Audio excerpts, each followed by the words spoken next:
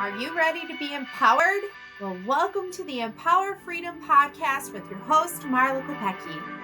Join me on a journey of self-discovery and empowerment for you and those who love and support disability. We are empowering you, empowering those who love you.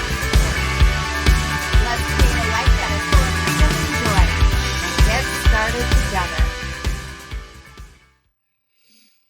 Have you ever felt helpless during a sensory or behavioral meltdown? Have you felt overwhelmed while your anger continues to rise and your frustration or your sense of, I can't do this anymore? You are not alone.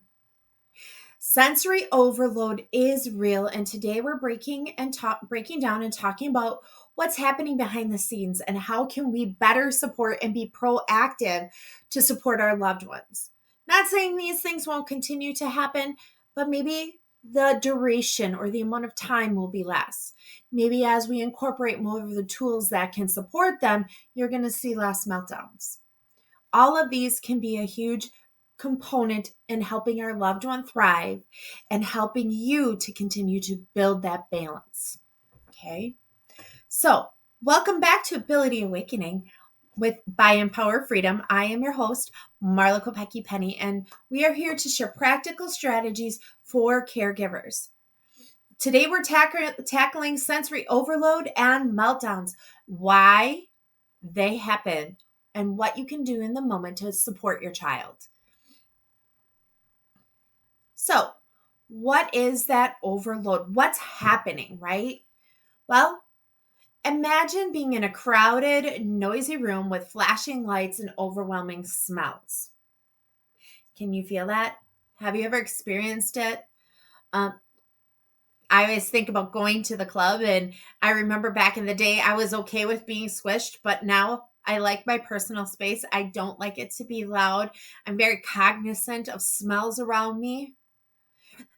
That can feel very overwhelming when I'm now put in an environment like that. That's how sensory overload can feel for individuals with diverse abilities. Except it can happen in everyday situations, right? And you've experienced this. I've experienced this. So when the brain can't filter out all those extra things, right?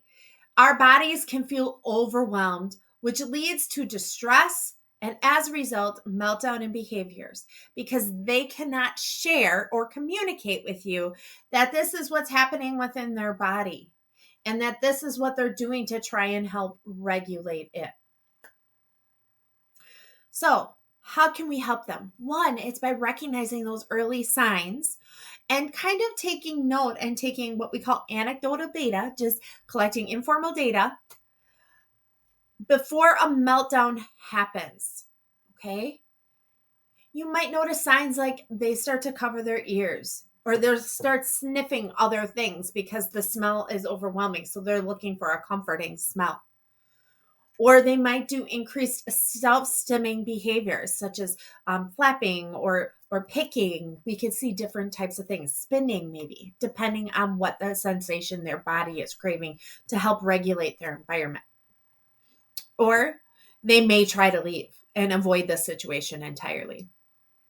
So when we learn to start spotting these signs and start recognizing, hey, I notice that every time we go here, this is what happens. And you might be thinking, I don't understand. Like one day forever, this was fine. And all of a sudden now this one day, they had this meltdown and they refused to go back. Well, here's how I kind of like lay this out a little bit. There can be something altered within that environment that you're not aware of that can trigger a profound sensory experience. Take, for instance, if you're going to a grocery store, right? And there you walk into the produce section and sometimes, the fruits have a very poignant smell or the vegetables, or they have like flowers there for Valentine's Day. I will tell you, like for me, that overwhelming smell, like I want to shut down when I walk in the grocery store by us where they have flowers at those high flower times. It is overwhelming for me. And I will say to my husband, we need to get out of here because I cannot handle this. I have the words to say that. Our loved ones don't always. But that's a small change in the environment that happens not often, but that one change can now result in creating a new pattern for our loved one in that environment.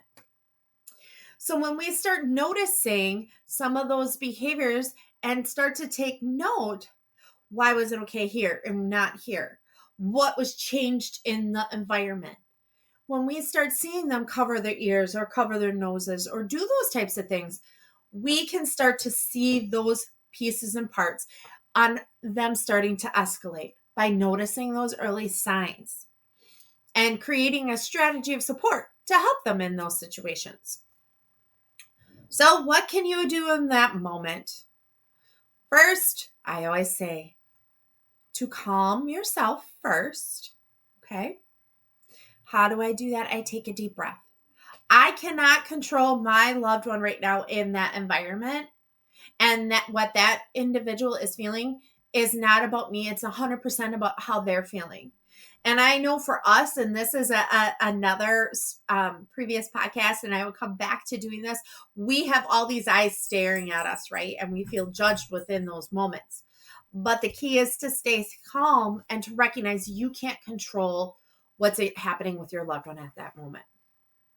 Next, try to reduce the stimulus, whether it be noises or lights or sensory breaks or moving to a quiet area if these things are possible.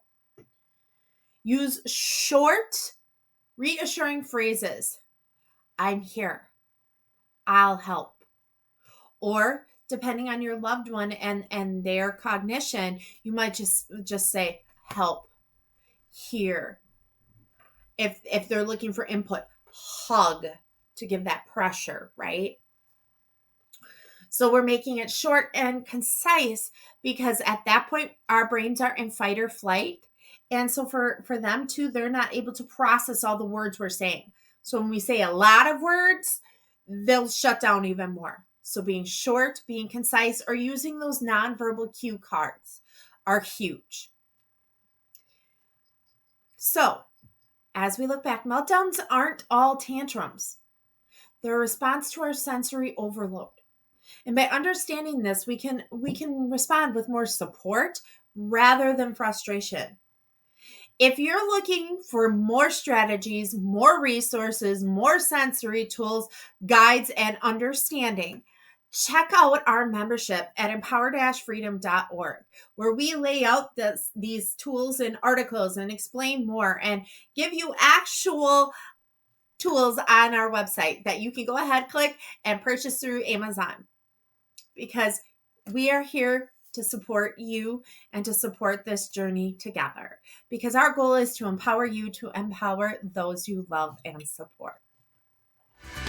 Joining us today, as always, we look forward to your feedback and support. Go ahead and leave us a comment or a review. We really love those 5-star reviews on YouTube and our podcast platforms on Spotify. Podcast. If you're looking for more support, check out our empower-freedom.com to become a member or to enroll in our newsletter, where we're constantly giving out additional information and supports and those how-to supports and articles along with visuals. So, as always, empowering you to empower those you love.